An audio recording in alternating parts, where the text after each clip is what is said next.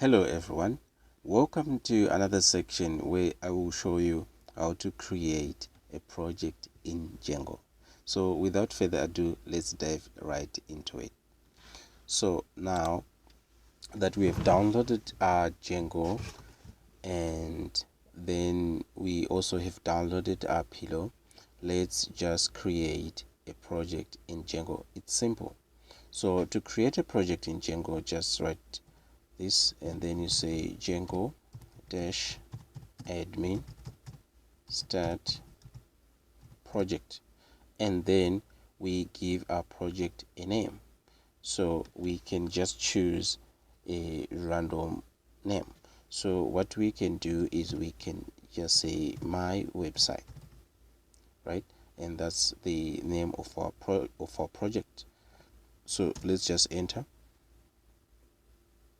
As you can see, my Avast antivirus security software is scanning if this installation is safe for me, and let's just wait a bit, and now it's fine. So now that we've written this code to create the project in Django, let's just change directory. Let's just go into the my website directory that we've just created. So to go to that, to change directory, we just say cd, that is change directory, and then we say my website. So in other words, we are now changing into the my website. Perfect. So as you can see, we are in the local disk, and users, we're in Gmagu, which is my name, and my Django projects, and then we are into that website project that we've just, the directory that we created before in the first section, and then we've navigated into this directory, which is my website, as you can see. So that's perfect. So now we have created our Django project. So now let's just test our installation to just see if everything is working perfectly.